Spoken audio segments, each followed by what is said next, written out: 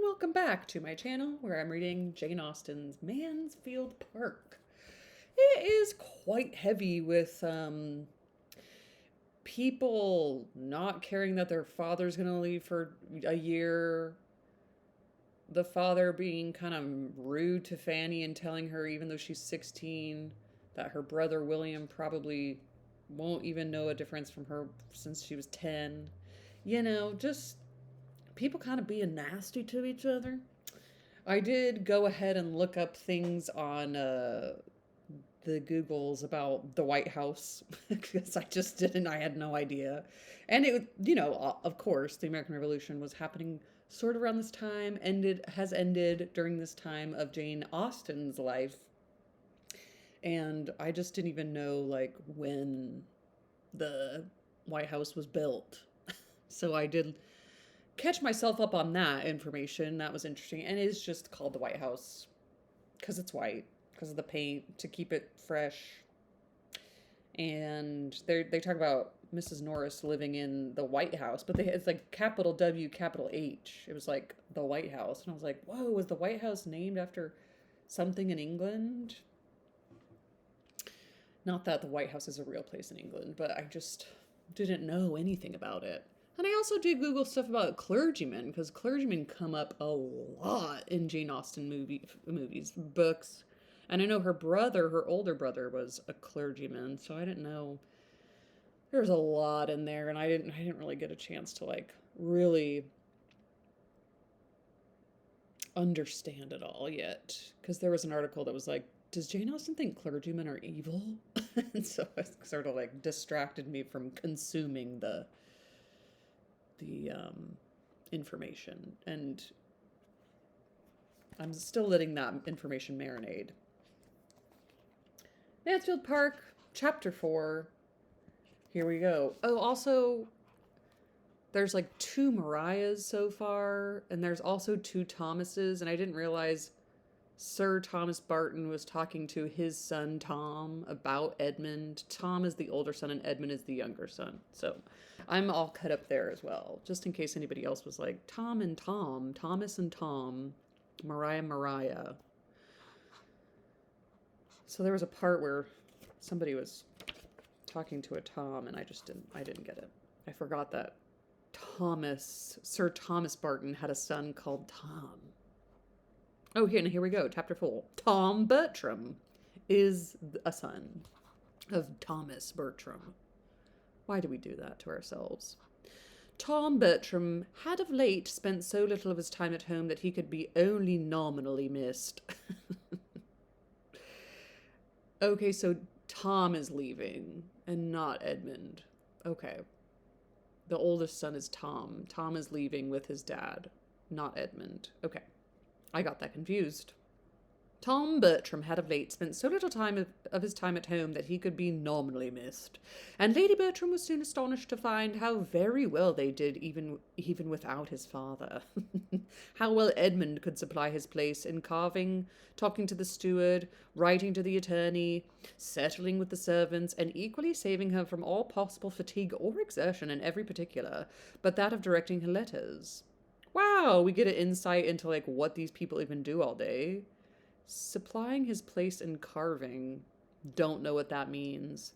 How well Edmund could supply his place in carving. I'm gonna look it up real quick, because I think these little parts are interesting. Edmund supply his place in carving. What's it mean?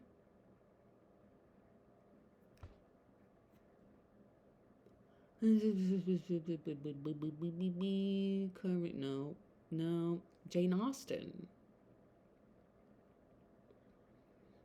No, nobody knows. It's too niche of a question.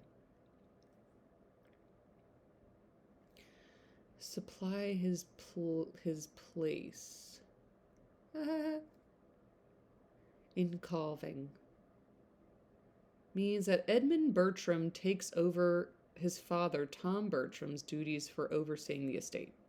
This includes tasks like talking to the steward. Okay. Supplies his father's role in the household management. Supply his place in carving. Okay. The earliest intelligence of the traveller's safe arrival at Antigua after a favourable voyage was received, though not before Mrs. Norris had been indulging in very dreadful fears.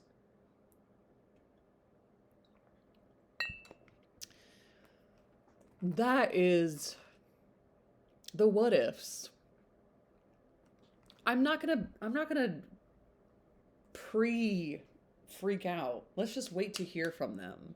Sometimes I do that, but most of the time I'm like, let's not jump to conclusions. Let's just wait to see what information we do receive. I can't be thinking about the what ifs. And I can't be doing that. Mrs. Norris, awful, had been indulging very dreadful fears and trying to make Edmund participate them whenever she could get him alone, and as she depended on being the first person made acquainted with any fatal catastrophe, she had already arranged the manner of breaking it to all the others when Sir Thomas's assurance of their both being alive and well made it necessary to lay by her agitation and affectionate preparatory speeches for a while. The winter came and passed without their being called for. The accounts continued perfectly good, and Mrs. Norris in prompting gaieties for her nieces, assisting their toilets. What? Assisting their toilets?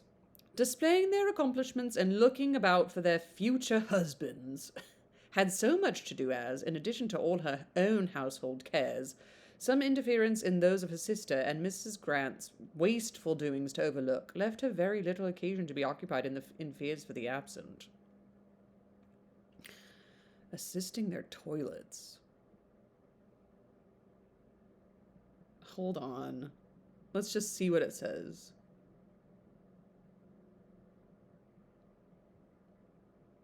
Jane Austen, assisting their toilets. Primarily handled by servants assisting with a toilet.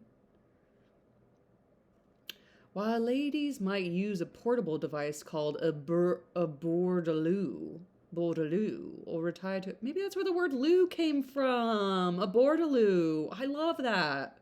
Or retire to spare of folding screens. Servants were responsible for disposing of waste. What does that mean? A bordeloo. Wow, it's like a portable chair. That's where the loo came from. Why was Mrs. Norris assisting their toilets? That's so interesting to me. Huh. The Miss Bertrams were now fully established among the belles of the neighborhood, and as they joined her beauty and brilliant acquirements and a manner naturally easy and carefully formed to general civility and obligingness, they possessed its favour as well as its admiration.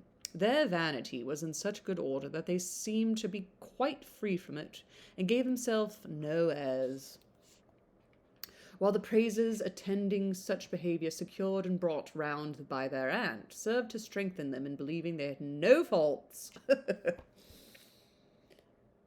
was going to sneeze. Allergies are among us. I am about to sneeze at all times. I believe I have no faults. Just write that on a post-it note. Lady Bertram did not go into public with her daughters. She was too indolent even to accept a mother's gratification in witnessing their success and enjoyment at the expense of any personal trouble, and the charge was made over to her sister, who desired nothing better than a post of such honourable representation, and very thoroughly relished in the means it afforded her of mixing in society without having horses to hire. Okay, I gotta look up this word indolent, because avoidance of activity, exertion, laziness. Indolence. I've looked this up many times before, and it's not sticking. Have I written it down? I'm certain I have, but this is one of those ones. It's a hard one for me. She was too indolent, even to accept a mother's gratification and witnessing their success. Okay, lazy, avoiding of exertion. Yeah, she talks about exertion a lot, this Lady Bertram. Fanny had no share in the festivities of the season, but she enjoyed being avowedly useful as her aunt's companion when they called away the rest of the family. And as Miss Lee had left Mansfield, she naturally became everything to Lady Bertram during the night of a ball or a party. She talked to her sister, listened to her, read to her. And the tranquility of such evenings, her perfect security in such a tete-a-tete from a sound of unkindness was unspeakably welcome to a mind which had seldom known a pause in its alarms or embarrassments. As her cousin's gaieties, she loved to hear an account of them, especially of the balls, and whom Edmund had danced with, but thought too lowly of her own situation to imagine she should ever be admitted to the same, and listened therefore without an idea of any nearer concern in them. Upon the whole, it was a comfortable winter to her, for though it brought no William to England, the never-failing hope of his arrival was worth much. The regiment. This is reading like Cinderella a little bit, huh? She's like, I'll never get to go to a ball. My stepsisters, who are my cousins, just don't even think they have any faults. Interesting.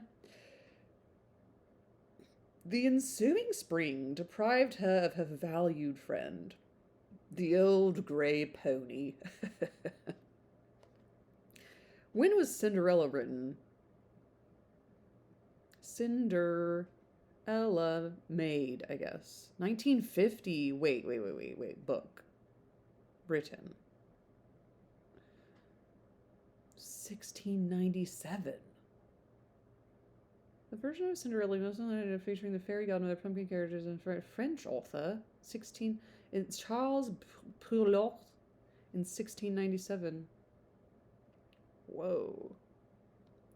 Interesting. The ensuing spring deprived her of a valued friend, the the old grey pony, and for some time she was in danger of feeling the loss in her health, as well as in her affections. For in spite of the acknowledged importance of her riding on horseback, no measures were taken for mounting her again, because, in quotes, it was observed by her aunts, she might ride one of her cousin's horses at any time when they did not want them, and as the Miss Bertrams regularly wanted their horses every fine day, and had no idea of carrying their obliging manners to the sacrifice of any real pleasure, that time, of course, never came. They took their cheerful rides in the fine mornings of April and May, and Fanny either sat at home the whole day with one aunt, or walked beyond her strength at the instigation of the other. Lady Bertram holding exercise to be as necessary for everybody as it was unpleasant to herself. And Mrs. Norris, who was walking all day, thinking everybody ought to walk as much. That's like the third time that Lady Bertram has thought something about something for everybody else as it was unpleasant for herself. They've said that a couple times about specifically Lady Bertram. Edmund was absent at this time, or the evil would have been earlier remedied. When he returned to understand how Fanny was situated and perceived its ill effects, there seemed with him but one thing to be done, and that Fanny must have a horse, was the resolute declaration with which he opposed whatever could be urged by the supineness of his mother. The supineness? Like she's just like laying flat on her back? Like supine? The state of being passive, inactive, or willing to be controlled by others. Whoa, supine means like laying on your back. Showing mental or moral indifference. That's funny. I've never heard that word used like that. Uh, whatever could be urged by the supineness of his mother, or the economy of his aunt, to make it appear unimportant, Mrs. Norris could not help thinking that some steady old thing might be found among the numbers belonging to the park that would do vastly well, or that one might be borrowed of the steward, or that perhaps Dr. Grant might now and then lend them the pony he sent to the post. She could not but consider it as absolutely unnecessary and even improper that Fanny should have a regular lady's horse of her own in the style of her cousins. Wow. She was sure Sir Thomas had never intended it, and she must say that to be making such a purchase on his absence, and adding to the great expenses of his stable, at a time when a large part of his income was unsettled, seemed very unjustifiable. Fanny must have a horse, was Edmund's only reply. Thank you, Edmund. Mrs. Norris could not see it in the same light. Lady Bertram did. She entirely agreed with her son as to the necessity of it, and as to its being considered necessary by his father. She only pleaded against there being any hurry. Yeah, her supineness. She's like, but we have to hurry by. Do we really have to hurry? We don't need to do it like immediately, right? That's funny. She only wanted him to wait till Sir Thomas's return, and then Sir Thomas might settle it all himself. He would be at home in September, and where would be the harm of only waiting till September? Though Edmund was much more displeased with his aunt than his mother, as evincing least regard for her niece. Evincing.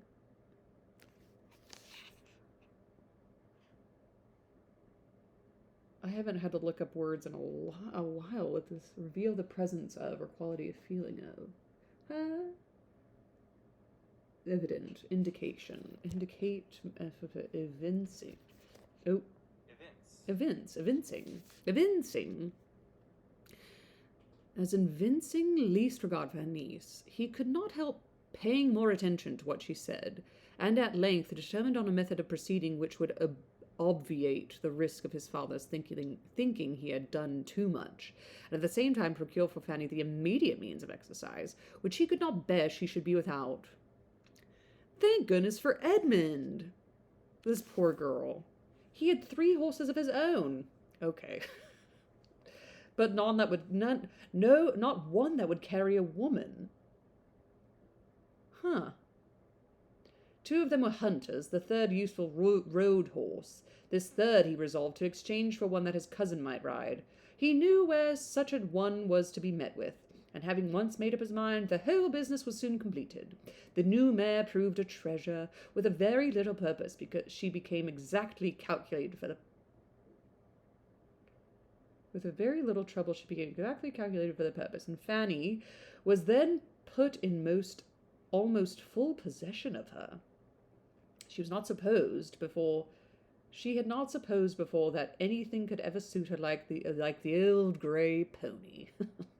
But her delight in Edmund's mare was far beyond any former pleasure of the sort, and the addition it was ever receiving in the consideration of that kindness from which her pleasure sprung was beyond all her words to express.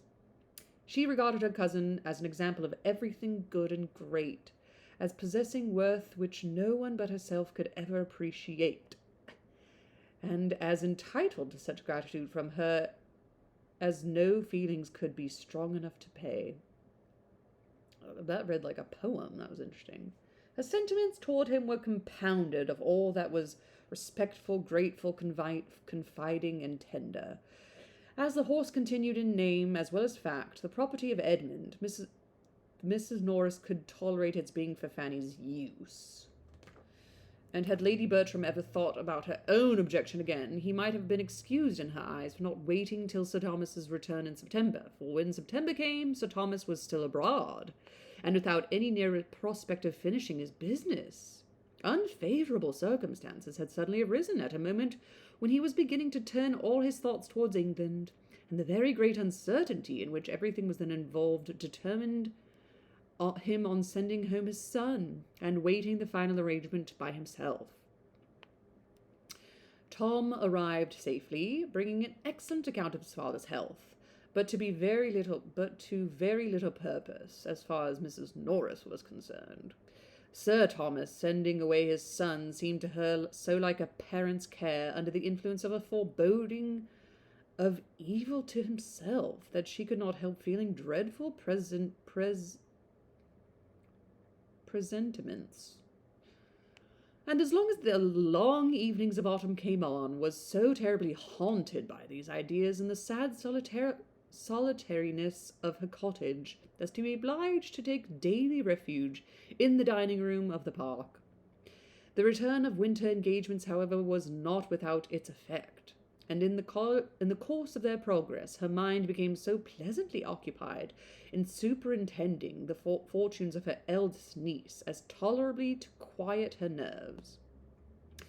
If poor Sir Thomas were fated never to return, it would be peculiarly consoling to see their dear Maria well married, she very often thought, always when they were in the company of men of fortune, and particularly on the introduction of a great young man who had recently succeeded to one of the largest estates and finest places in the country. Mr. Rushworth was from the first struck with the beauty of Miss Bertram, and being inclined to marry, soon fancied himself in love. He was a heavy young man, with not more than common sense, but as there was nothing disagreeable in his figure or address, the young lady was well pleased with the conquest. Being now in her 21st year, Maria Bertram was beginning to think matrimony a duty, and as a marriage with Mr. Rushworth would give her the enjoyment of a larger income than her father's, as well as ensure her the house in town, which was now a prime object, it became, by the same rule of moral obligation, her evident duty to marry Mr. Rushworth if she could. Daddy Rushworth. Mrs. Norris was most zealous in promoting the match, by every suggestion and contrivance likely to enhance its desirableness to either party, and among other means by seeking an intimacy with the gentleman's mother, who at present lived with him, and whom she even forced Lady Bertram to go through 10 miles of indifferent road to pay a morning visit. There's always a busybody woman in these novels that's just the matchmaker, huh? That's interesting. It was not long before a good understanding took place between this lady and herself.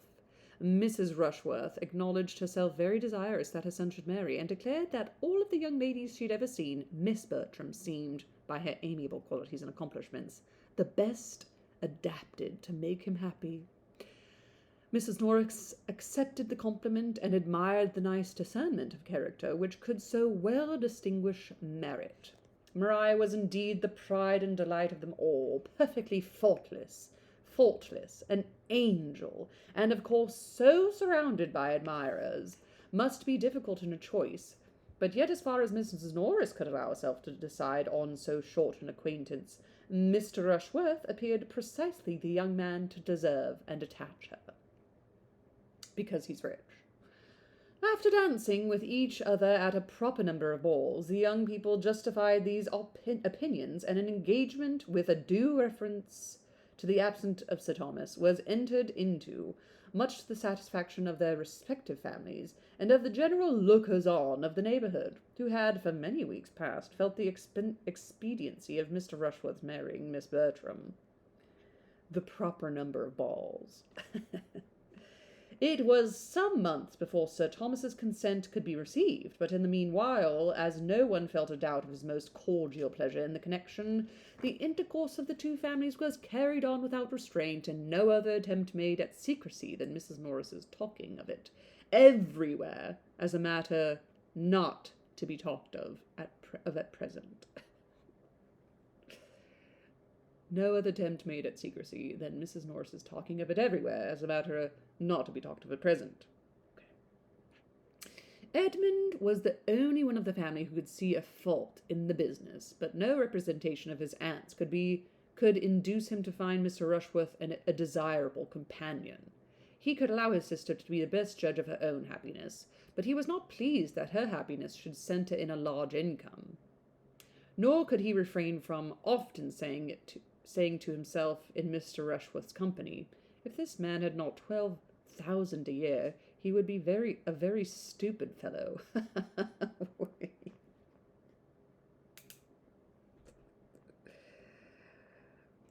That's funny. If this man hadn't 12,000 a year, he'd be very stupid.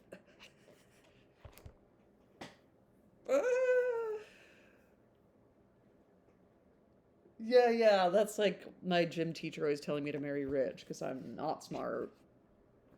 That's funny. Sir Thomas, however, was truly happy in the prospect of an alliance so unquestionably advantageous, and of which he heard nothing but the perfectly good and agreeable. It was a connection exactly of the right sort, in the same county and the same interest, and his most hearty concurrence was conveyed as soon as possible. He only conditioned that the marriage should not take place before his return, which he was again looking eagerly forward to. He wrote in April, and had strong hopes of settling everything to his entire satisfaction and leaving Antigua before the end of the summer. Such was the state of affairs in the month of July, and Fanny had just reached her 18th year, when the society of the village received an addition in the brother and sister of Mrs. Grant, and Mr. and Miss Crawford, the children of her mother by a second marriage. They were young people of fortune. The son had a good estate in Norfolk. The daughter £20,000. As children, their sister had been always very fond of them, but as her own marriage had been soon followed by the death of their common parent, which left them to the care of a brother of their father, of whom Mrs. Grant knew nothing, she had scarcely seen them since. In their uncle's house they had found a kind home. Admiral and Mrs. Crawford, though agreeing in nothing else, were united in affection for these children, or at least were no farther adverse in their feelings than that each had their favourite, to whom they showed the greatest fondness of the two. The Admiral delighted in the boy, Mrs. Crawford doted on the girl, and it was the lady's death which now obliged her protégée, after some months' further trial at her uncle's house, to find another home. Admiral Crawford was a man of vicious conduct, who chose, instead of retaining his niece, to bring his mistress under his own roof, and to this Mrs. Grant was indebted for her sister's proposal of coming to her, a measure quite as welcome on one side as it could be expedient on the other. For Mrs. Grant, having by this time run through the usual resources of ladies residing in the country without a family of children, having more than filled her favourite sitting-room with pretty furniture, and made a choice collection of plants and poultry, was very much in want of some variety at home. The arrival, therefore, of a sister whom she had always loved, and now hoped to retain with her as long as she remained single, was highly agreeable, and her chief anxiety was lest Mansfield should not satisfy the habits of a young woman who had been mostly used to London. Miss Crawford was not entirely free from similar apprehensions, though they arose principally from doubts of her sister's style of living and tone of society, and it was not till after she had tried in vain to persuade her brother to settle with her at his own country house that she could resolve to hazard herself among her other relations.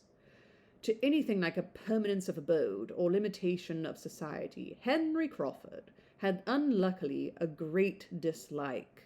He could not accommodate his sister in an article of such importance, but he escorted her with the utmost kindness in Northamptonshire, and as readily engaged to fetch her away again at a half-hour's notice, whenever she were weary of the place.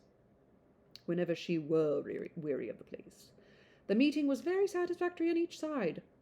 Miss Crawford found a sister without preciseness or rusticity, a sister's husband, who looked the gentleman, and a house commodious and well fitted up, and Mrs. Grant received in those whom she hoped to love better than ever a young man and woman of very prepossessing appearance. Mary Crawford was remarkably pretty. Henry, though not handsome, had an air and countenance. The manners of both were lively and pleasant, and Mrs. Grant immediately gave them credit for everything else. She was delighted with each, but Mary was her dearest object, and having never been able to glory in beauty of her own, she thoroughly enjoyed the power of being proud of her sisters. She had not waited her arrival to look out for a suitable match for her, and she had fixed on Tom Bertram, the eldest son of a baronet. Was not too good for a girl of £20,000, with all the elegance and accomplishments which Mrs. Grant foresaw in her, and being a warm-hearted, unreserved woman, Mary had not been 3 hours in the house before she told her what she had planned. Miss Crawford was glad to find a family of such consequence so very near them, and not at all displeased her at her sister's early care, or the choice it had fallen on. Matrimony was her object, provided she could marry well, and having seen Mr. Bertram in town, she knew that objection could no more be made to his person than to his situation in life. While she treated it as a joke, therefore, she did not forget to think of it seriously. The scheme was soon repeated to Henry. "And now," added Mrs. Grant, "I have thought of something to make it complete. I should dearly love to settle you both in this country, and therefore, Henry, you shall marry the youngest Miss Bertram, a nice, handsome, good-humoured, accomplished girl who will make you very happy." Henry bowed and thanked her. "My dear sister," said Mary, "if you can persuade him into anything of the sort, it will be a fresh matter of delight to me to find myself allied to anybody so clever, and I shall only regret that you have not half a dozen daughters to dispose of you. If you can persuade Henry to marry, you must have the address of a Frenchwoman. All that English abilities can do has been tried already. I have 3 very particular friends who have been all dying for him in their turn, and the pains which their mothers, very clever women, as well as my dear aunt and myself, have taken to reason, coax, or trick him into marrying is inconceivable. He is the most horrible flirt that can be imagined. If your Miss Bertrams do not like to have their hearts broke, let them avoid Henry. My dear brother, I will not believe this of you. No, I am sure you are too good. You will be kinder than Mary. You will allow for the doubts of youth and inexperience. I am of a cautious temper, and unwilling to risk my happiness in a hurry. Nobody can think more highly of the matrimonial state than myself. I consider the blessing of a wife as most justly described in those discreet lines of the poet, heaven's last best gift. Whoa, that's an interesting line. Kind of want to dive into that. Spark notes. There, Mrs. Grant, you see how he dwells on one word and only look at his smile. I assure you he is very detestable. The Admiral's lessons have quite spoiled him. I pay very little regard, said Mrs. Grant, to what any young person says on the subject of marriage. If they profess a disinclination for it, I only set it down as they have not yet seen the right person. Dr. Grant laughingly congratulated Miss Crawford on feeling no disinclination to the state of herself. Oh, yes, I am not at all ashamed of it. I would have everybody married if they can do it properly. I do not like to have people throw themselves away, but everybody should marry as soon as they could do it to advantage. Everybody should marry if they can do it properly. Don't throw yourselves away at anybody, but do it as soon as possible. The mixed messages of society is very fun. And I will say these chapters feel like a lot longer, and they feel a lot like there's a lot more context in them. Like sometimes in Sensibility, I kind of was like, a whole chapter went by and nothing really happened. There's a lot happening in this book so far. Happy reading, everybody. Just keep, as somebody told me on the bike trail recently, just keep pedaling. Just keep going. Just one step in front of the other, baby steps. We're going to baby steps our way through this Mansfield Park, and I'm happy to do it. Happy reading, and ta-ta!